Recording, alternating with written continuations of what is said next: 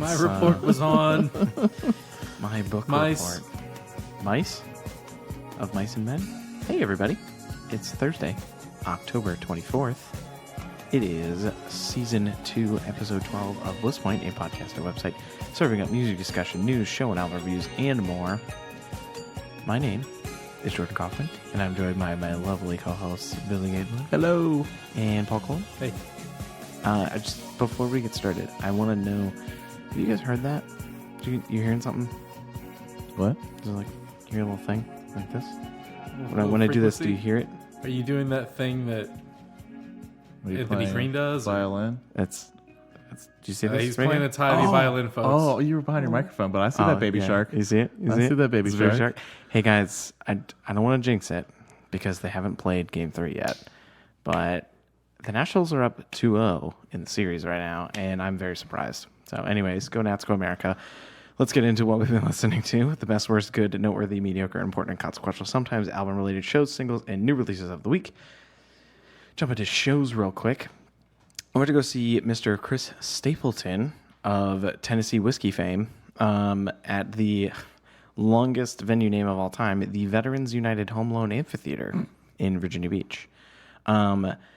Perfect show weather-wise. It was like 60 degrees. It's dark outside. I was telling you all because if you go to see Chris Stapleton, you know what kind of weather to expect. It was incredible. I wore a hoodie the whole time. It was just so nice. Oh, wow. No, that is some quality production right there. Venue was okay. Getting in there was kind of a shit nightmare. It was terrible. I did see my old guitar teacher, though, in the security line. That was Wait, weird. who? Mr. C. Oh. He was in line. That was cool. But anyways, guitar seats completely missed the first two bands. I just thought they would be a lot slower. So we showed up like 10 minutes before Chris went on. And Chris, if you're not familiar, is a country singer-songwriter who just has an incredible voice. Like just really, really talented voice and pretty good guitar player too. And he played all the hits and just like...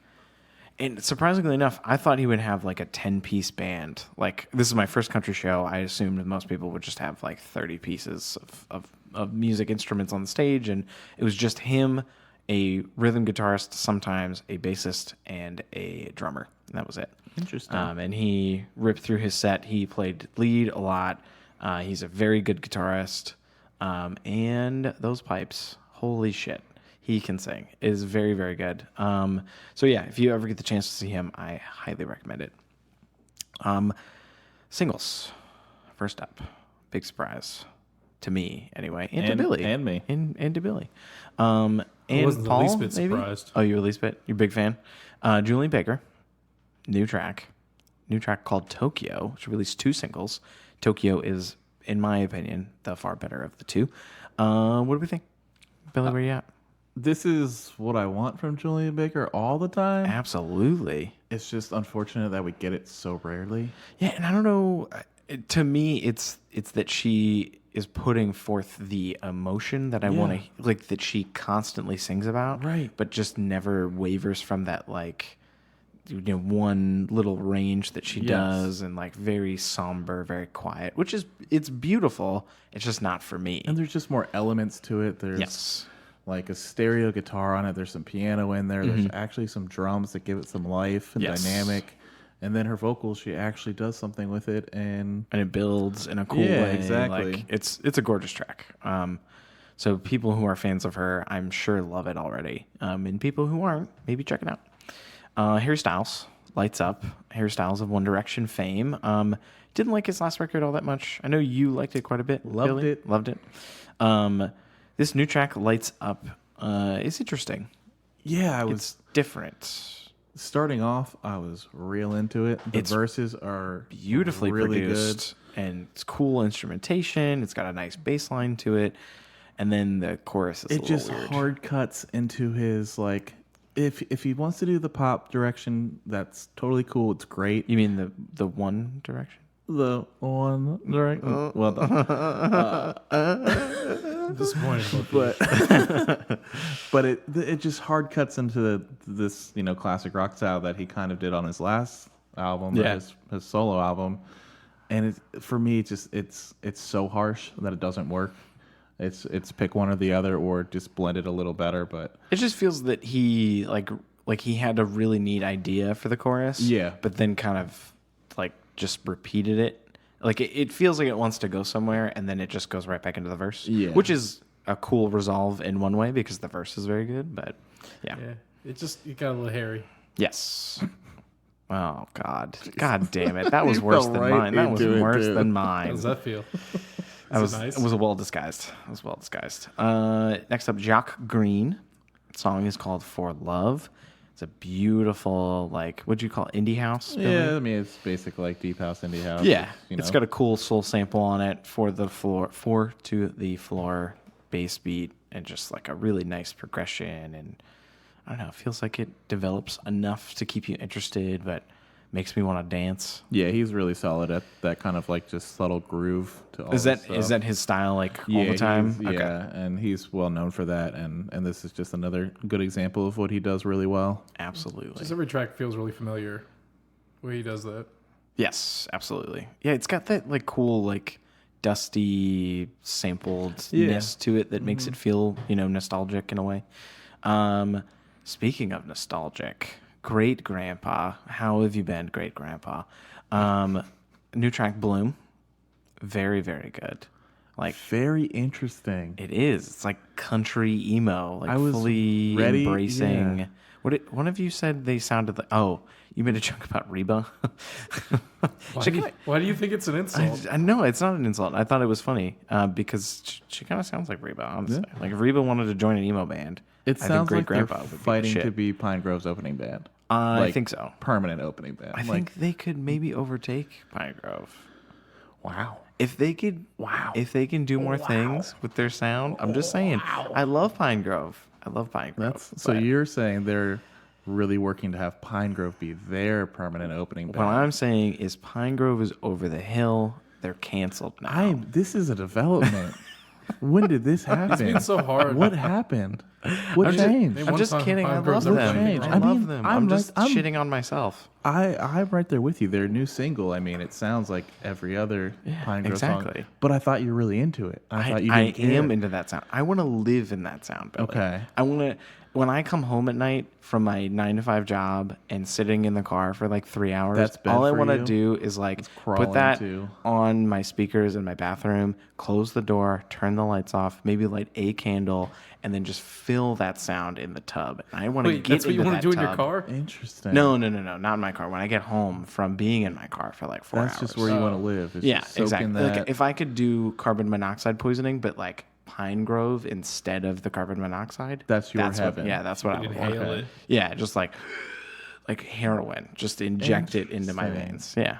God, but they're over the hill. He liked Pine Grove this much. No, I'm with you in that last single is very much them to a T. Okay. They haven't changed. Okay. So. Well, I'm curious to see where Great Grandpa goes and see where your stance is and if they are your new heroine. We'll see. Their album drops tomorrow, so we shall find out very soon. Next up, AMA. Track is called Slip. It's a very sweet little hip hop tune. She is a cool sing-songy rapper that kind of darts in between singing and rapping a lot. And just a cool, cute little track. If I hear that emo riff on another hip hop song or emo rap song, I might lose it. Yeah?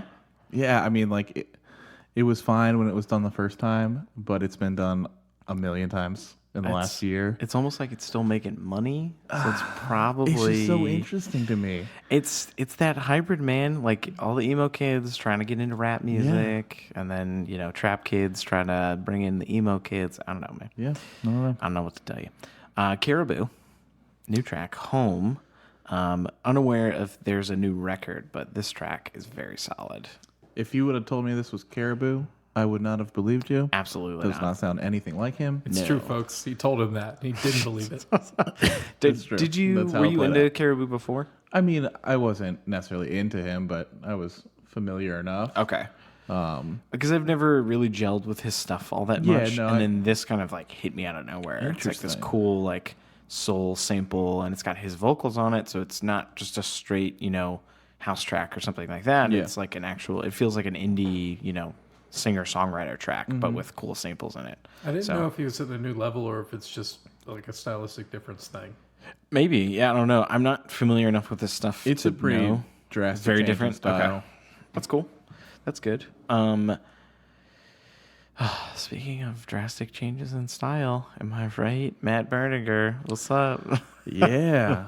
Matt Berninger, Phoebe Bridgers, Walking on a String. This song is blowing up on the internet because I think it hits that cross section of like the people that love The National and the people that feverishly love Phoebe Bridgers, and then the people that love Zach Galifianakis all converging onto one stage. I mean, this is like your like typical indie darlings. Like you've got Matt Berninger with The National, like obviously just like an icon in the indie world, and then Phoebe Bridgers, who is like the new face of indie music, huge up and comer. Yeah, it's just like this is the dream duo. Yeah, I think like you said, I'm glad we skipped to the end of it because like the beginning's a little slow to start. I think Phoebe's really nice throughout, but when they start really going off and Matt, hits his like growly kind of textured voice. Yeah, that's it's when it gets really for good. 4 minutes. It's not what I want, and then the last like 45 seconds are everything I want. Yeah, exactly. But it's.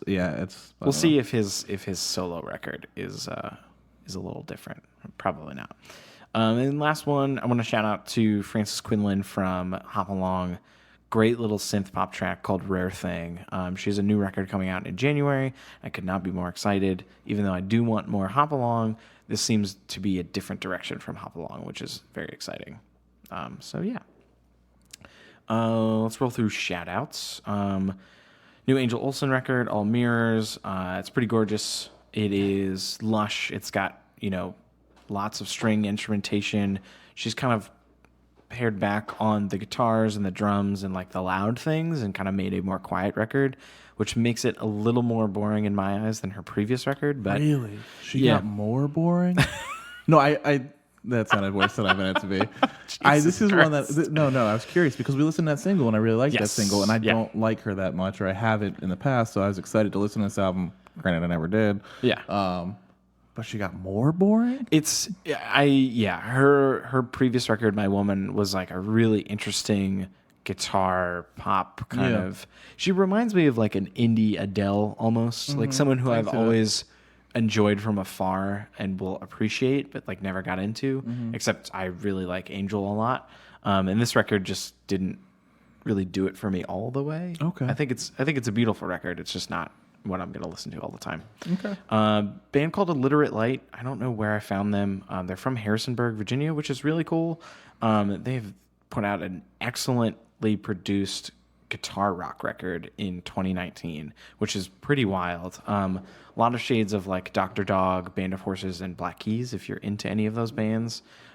It's a pretty unique sound, I think. I listened to this album. Yeah, it's neat. It's a neat little record, and it's pretty quick too. Nice. Billy, I don't know if you're into Floating Points. Who? Nope. Okay. It's he put out a record called Crush. It's just a nice little IDM record that is pretty dark and got some cool like Effects Twin kind of vibes going on. So it's out there. Okay. But it's also not unapproachable. So it's cool. Hovvdy record, Heavy Lifter. I don't know if you got back around to it. I didn't. It's you delayed listening to the Hovvdy. So I tried multiple times, but it's such a moody record that you have to catch it at the right time, and I just kept trying to listen to it all the wrong times. Yeah, that's fair. I listened to it a lot today, and I don't think it's as good as Cranberry. even though I wanted them to do something new, and I think they do that, and they really change it up, and their production got better, which is kind of weird. Yeah. I thought they were always going to stick with a really hazy lo-fi sound. Yeah. It's still lo-fi, but they definitely do some different song structure stuff that is interesting. From Indian Lakes, dimly lit. I like this record quite a bit. Yeah. I think I'm liking it more because I found out that Sarah likes them. Because I was playing it all last night, and she was like, "What is this?" And I was like, "Yes, finally! Like something that I can put on the background that she'll enjoy." It's kind of like if from Indian Lakes, like previously, if you're not familiar with them, they're like an emo, post-hardcore, progressive rock kind of band, akin to like Circa Survive almost. And then recently, they've been doing more synthy stuff. I didn't know it's literally just him. Like the band is just him. He writes and produces everything. Yep. And this definitely feels more like a insular solo record. Very synthy, very dark, very atmospheric. Cool guitar tones. A lot of features, like female vocalists, which was neat. It's a little long. It's a little samey. It is a little long. It's 16 songs, hour long. I think you could cut probably 3 or 4 songs, and it would be a better record. But it's great. Yeah, I went into it, and I don't know why, because I love him, but it's been so long since he's done anything, and he's released a couple of singles over the last few years that I just haven't been into. Sure. So I had really low expectations and really wasn't expecting to like it. And I actually really you set yourself up for an enjoyable record. Yeah, then. I was kind of, well, because it is so reminiscent of his old stuff, and his recent stuff hasn't sounded like that. Yeah, I did not like that last record. Yeah. It was fine. It just didn't grab me at all. So definitely check this one out if you're into like Turnover or like or atmospheric kind of emo stuff. Billy, want to give us the lowdown on Chromatics? Storied Chromatics? I know. So Chromatics released Closer to Gray. I mean, there are another ones that are just like kind of very cult classic-y. Yeah, because I've heard of them forever. I just never listened to them. Yeah. I wasn't thrilled with this album. Okay. I was really excited for it. I really, really wanted to get into it. Surprise release, right? Like they just dropped out of nowhere? I think so. Okay. I had no idea. I had no idea, but I'm also terrible at following those things. So like it started off really strong, and after like 2 or 3 songs, I was really into it, and then it just fell off for me. Yeah. It just 2019. Yeah, right. I don't know. It didn't do it for me. I was a little disappointed. Nothing Hurts Forever by New Moon. Yeah, this was a weird one for me. I've not listened to this. No? But one of the tags on their Bandcamp is Reverb Rock. And looking at that tag and looking at their album cover, I really wish I'd listened to it because I feel like I know what it sounds like already. So now I'm curious for you to listen to it because I had that same impression just looking at the album cover. It's called Nothing Hurts Forever, like the stupidest album title you could come up with. Says the guy that likes all the emo music. Got him. Was that a little cheesy for you, bud? I want a little bit of depth, all right? This is too upfront for me. Can't wait till it's too optimistic, okay? Things do They hurt need forever. to bury it. Okay. At least you need to bury the lead at least a little bit. Yeah, but it's not what you expect. Or at least it wasn't what it starts. Okay. It starts a little bit like you would expect. Sure. And then you get to track 3 and you're like, is this What the Turnover? fuck is this? Because really? it is straight up off of like Turnover's first album. See, Reverb Rock is Turnover's first album? Yeah. I'm on. Like Good Turnover. Oh, you mean Or the record that people care about? Maybe, That's the the second first album. record. Yeah, I've listened to them on Shuffle before, and I was like, "What the hell is this shit?" Well, I might be a little, Anyway, okay, a little I got off there. you. But yeah, I wait, got you. Peripheral, is that what it's called? Yes. Yes. It's like straight up off of that album. Okay, interesting. So they do a lot Reverb Rock makes sense then. Yeah, it's more like what they mean by reverb rock. I'm guessing is more like shoegazy kind of. Sure. And yeah, so some of the tracks are really strong. Okay. It was a surprise for me. I'll check it was out. A surprise. Maybe it's just because I was expecting it to be like garbage, like folky rock, and it's not. So maybe it was just a surprise. Fair. And then the last one I had was also kind of a surprise, but Parting Ways released an album called Meant Well. Never heard of them. They seem exactly like what you'd been into. Like looking at the picture of them, I was like, this is some emo ass shit. Yeah. So it combines all your great elements as far as like little vibe of like Wonder Years, a little like Knuckle Puck, a little Taking Back Sunday. So it's like poppier. Yeah, it's like a pop punk album. Incredible drums, like super good drums. And it's got a cool range of genre as well, as far as like emo stuff. Some of it's like really blast beat, like pop punk. Okay. And then some of it's a little bit more like hooky, like a Taking Back Sunday chorus or something like that. Interesting. So it's worth a listen. It's not. I'll recommend it to my emo circles. Not the greatest of. It's very maximized production. Sure. So it's not. I feel like that's what the kids are into nowadays. Yeah, maybe Nobody likes dynamics anymore. That's fair. That's fair. We're getting too old. You're right. You're right. I don't know. Speaking of getting too old, McCafferty. Oh man, are we jumping right into new releases? New releases, jumping right into it. Oh man, so I took a segue. I found a segue and I took it, and that was actually a pretty good one. Yeah, that was. I thought. Hey, that parking attendant needs that segue. He does. So it's gone now. Saw McCafferty on Moose Blood's tour back in 2018, right? Yeah, that's correct. Well, they dropped out of that tour. What? To deal with mental health issues. Oh, really? And then That's sad to said hear. they were permanently ending the band. I'm sorry, what? And posted this long post on Facebook at that time saying the band was done. Don't worry, Jordan. It has a happy ending. Never getting back together. Didn't he do the whole thing where he was like, fuck my job, I'm going back to music? He did. That's what He I was a love. teacher, and he left it, and they put out one album, got signed, went on like a week's worth of a tour, Yeah. and then bailed. Wait, they bailed the first time, too? They bailed on that Moose Blood tour. Oh, I see what you're saying. Yeah. No, I don't. Yeah, so gotcha. the first, so they'd broken up, Yeah, so he could be gotcha. a teacher. Then he was a teacher. Then he Okay, then they got a record deal, and he was like, nah, I ain't feeling this. Okay. So, me being the terrible person I am at following any of this stuff, Sure. 3 hours ago, saw they released an album, and I was like, "What? Oh, hell yeah. What?" So is this the breakup record? So this is the Get Back Together record. I'm sorry, what? So the lead singer got married. Uh-huh. It just so happens his wife plays bass. Just so happens they had lost a bassist. And they got the band back together. Jesus Christ. And this album's actually really good. You know what? I liked it. That was a long story to get there. Sorry. No, it was good. It was good. It's good context. The weirdest part about this is I only remembered them because of how weird his voice is. His voice is very It's weird. very nasally. Yeah. Totally tones it down, this record. Yes. Like you can barely hear the... So, and that's what it... So... He sounds like Squidward. He doesn't anymore. And it was primarily like... No, you're totally right. So the EPs, I loved the EPs. And then they came out with Yarn, which was their first like major... I think it was their debut full length and it was on the record. And that was the one that came out last year. And that was very much like kind of like immature punky kind of. It felt old. Yeah. And I like it, but I wasn't as big of a fan of it. Sure. And this definitely tones it down. Isn't as like heavy, punky, immature. It's like almost exclusively clean guitar, which was an interesting choice. Yeah. I don't know. I really like it. I was, granted, I've only listened to it once and it was 3 hours ago. But I really, really enjoyed it. It's good. I was impressed. Because I wasn't, like I said before, like the only thing that really grabbed me for them was his voice. Mm-hmm. And even though it was really weird, I was like, this is unique and different. I like it.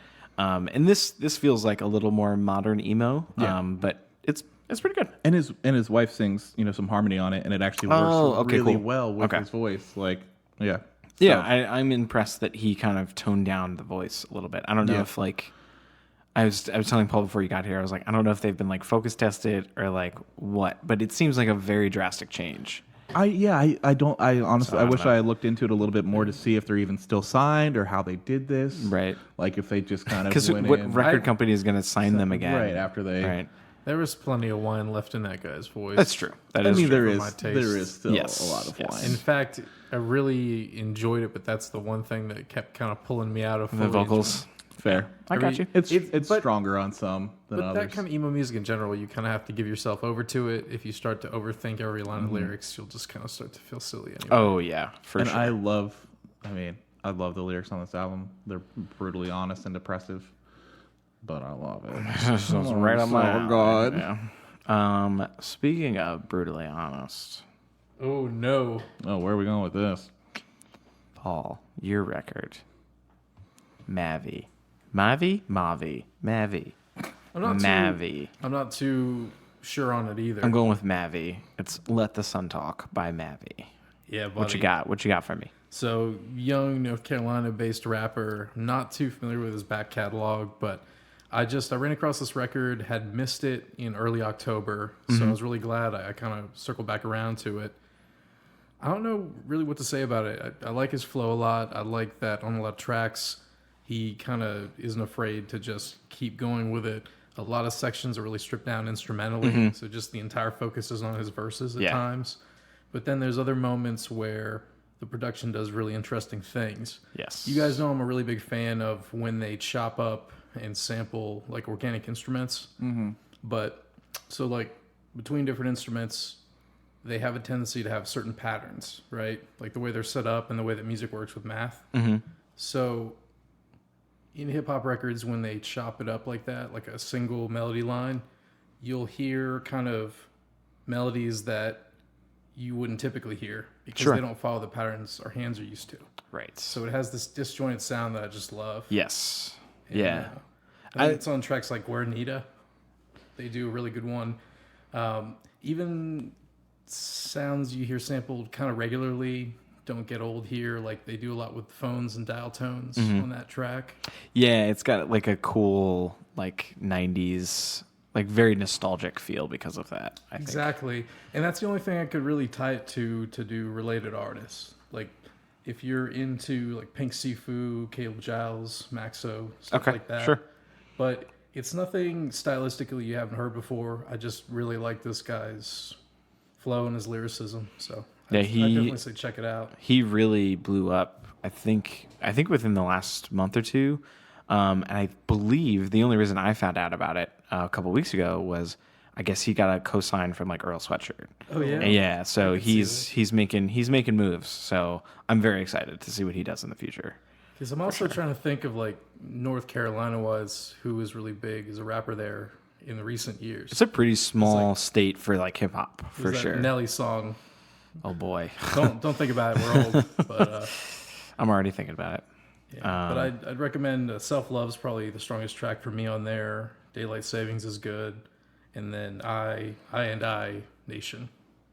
Not sure how you really supposed to say that. I think There's a bunch that's. of backslashes. I'm gonna go with that. I think you say the slashes too. address. You say I/I and I/Nation. Well, who has time for that? That's what he says when he plays it live. He's like, "This is my next track. This is my favorite track. I/I and I/Nation." Well, damn, I didn't know he knew so much about this artist. Yeah. He's my best friend. Speaking of best friends, battles. Oh yeah, They're back. this is Billy's favorite. It's literally only two of them. Where there was once four, there was then three, and now instead of three, there's two. I don't know what that means for their live shows, but I have no fucking idea. as far as this album and production, it's fine. Yeah, They're covering everything. you It's can't even fantastic. fucking tell. And yeah, it's to me, I think it's battles. So they put out a record, Lottie Dottie, 2 or 3 years ago. That I liked quite a bit at the time, but has kind of fallen off for me. It hasn't really stuck with me. Juice Be Crips is the new record, just came out last week. I think this is them kind of going back to their old form. It's very, very groovy. It's got a lot of cool, wonky synths. It's got some out there features. They got some weird songs. They got some catchy songs.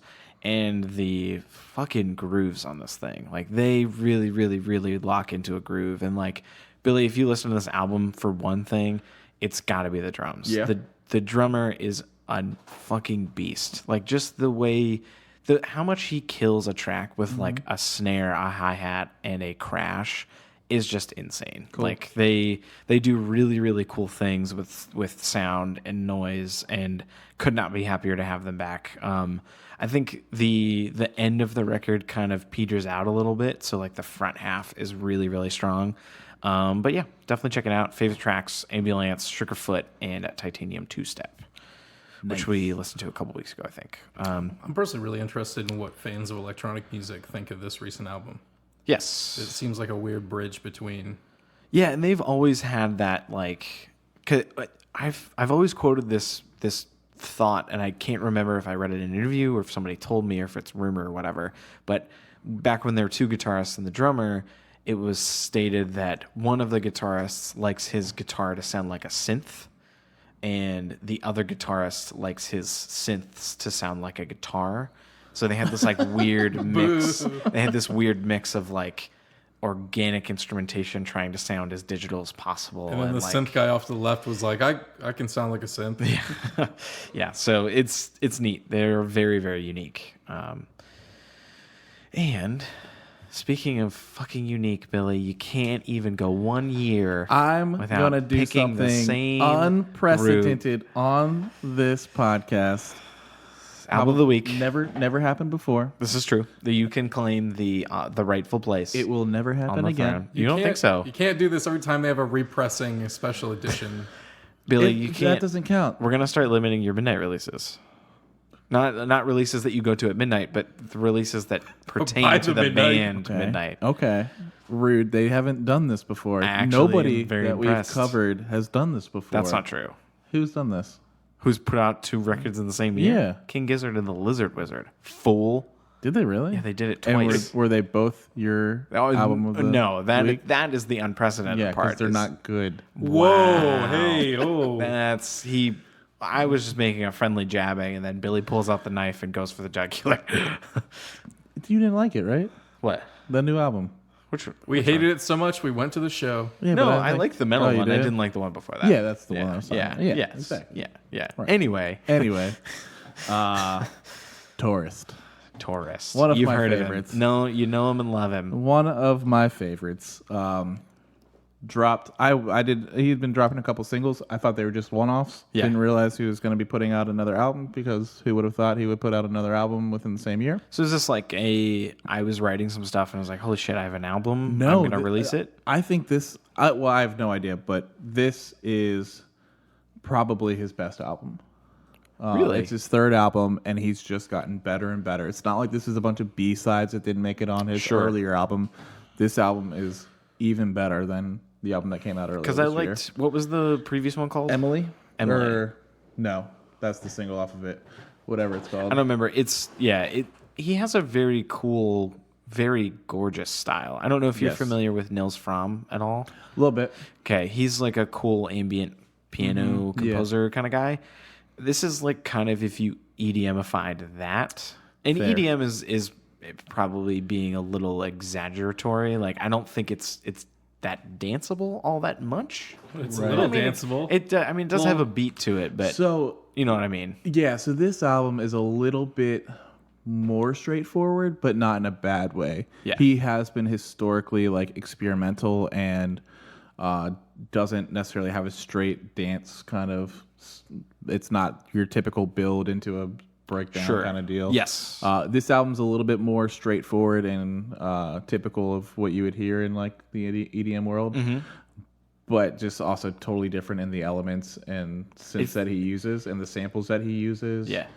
And the builds that he does are just so emotive, and they just the way he It feels so like wispy. Yeah. Like it's so light. That's why I say it doesn't necessarily remind me of danceable music, because Yeah. it's not heavy, like punch you in the gut, like, repetitive beat. Yeah. It's there, but he's got these cool like bird-like textures that kind of flutter in and out, and like gorgeous strings and cool piano, and just it's immaculately produced. It's wild. Yeah, this album just flows so well. You start out with the opening track, which doesn't build into anything really until the second track. Bunny, the third track, has this like vocal sample that kind of reminds me of the intro to Big Little Lies, with the little like vocal sample in there. Sure. And then it goes into So, which is really dark and really unique for him. He gets into like some weird like violent stuff, and then when you end with like Kin is probably my favorite track off the album, the second to last song, and it's just it has I don't even know how to describe it. It just has so much emotion behind it for being an album that doesn't have any real vocals. It's just vocal samples. There's no real lyrical work to it. He still puts so much emotive effort into it. And he's one of my favorite people to see live because you can feel this stuff. He takes his time with building all these songs live. And he does, all this stuff. It's not like a DJ set. He does everything live with analog and synth and stuff like that. Yeah. It feels very calculated, but in a like warm way, not in like a cold, like this is where we hit him with the hook and that stuff. Yeah. So he just took all the things that he is best at and put them into one in this album, and it's really good. Really good. It's favorite tracks. Really good. Kin, Bunny, Elixir. Elixir. Think. Yeah, it's probably mine. Yeah, I like So quite a bit. So is really good. And what's the opening track called? And So You Were. And So You Were. Yeah, the way that flows into Elixir is really good. Very, very pretty. Still Life is really good too. It's all really good. It's a good record. And it's also a breeze too. It's not very long. It's not super long. It's like maybe 30, 40 minutes. Danny Brown. Oh man. Mr. Danny fucking Brown is back in the biz. And in a old Danny Brown capacity, if you catch my drift. I like this record. It's very good. I like it very much. Really selling that album of the week. I was worried that there was a little bit of a different direction. Sure. It's not that kind of storytelling thing he does, but it wasn't until the fourth, fifth track, Three Tears, the feature with Run the Jewels. I feel like that kicked off the entire rest of the album. Because I think, is Dirty Laundry right after that? Or is it... I think they're back to back. I don't remember what order, but like once Dirty Laundry hits, it's so good. He's got a new production style, a new kind of beat selection, category. I think this is not wonky like Atrocity Exhibition. Album's called You Know What I'm Saying. And just like, I don't know, it feels like a different Danny, but it feels very old. I don't know. It still has enough of those elements that you want to hear from him. What's weird is there's a lot of variety in the timbre of his voice. Yes. Because, we all like when he goes in that just insane verse mode. His where he cackle, gets crazy whiny and kind of weird emphasis on certain sounds. But I really like the samples. Yeah. I feel like that's kind of the trademark, right? Is that nasally sound along with just really good kind of complex samples. And I think maybe it's you and I. It's either you and I or myself and another friend of mine that have brought up numerous times that he is the only rapper that I know of that can rap over stuff like this.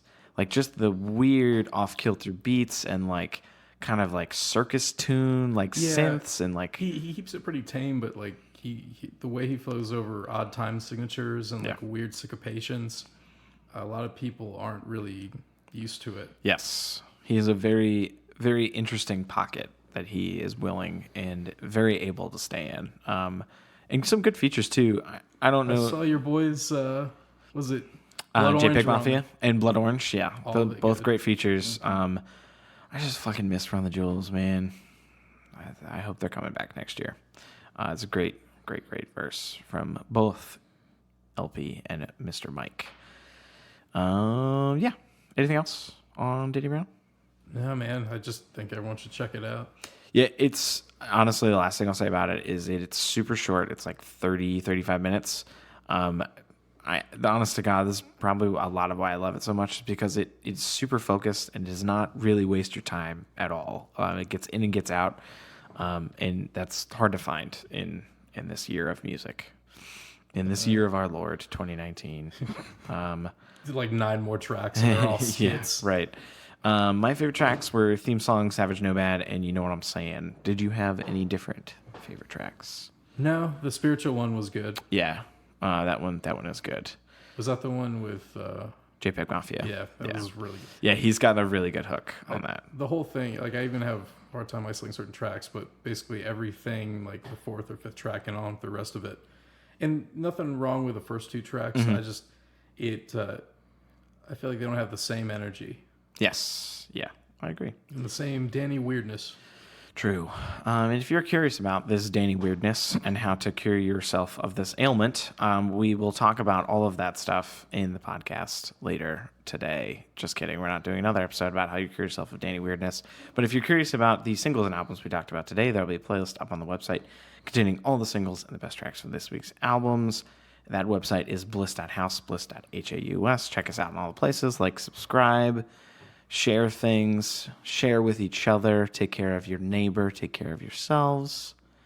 And hey, just one more time for good old time's sake. If we win the World Series this weekend, can't guarantee I'm going to live to do another podcast. So just want to put that out there. It's been real. It's been real. Rest in peace, Billy. Prematurely, just in case. I mean, this is just in case. You know, absolutely. Best case scenario, we lose and I get to live. When have DC Sports Is ever that let you down? really the best case scenario, though? No, I'm willing to let you die. I should have said worst case scenario. What was I thinking? Yeah. Best case scenario, the Nats win and I'm released from this prison. Go listen to McCafferty. Yeah. Billy's going to a new team like a successful coach. That's bliss.house, bliss.haus. Thanks, everybody. Thanks. Dave Brown's new teeth look great, huh? What?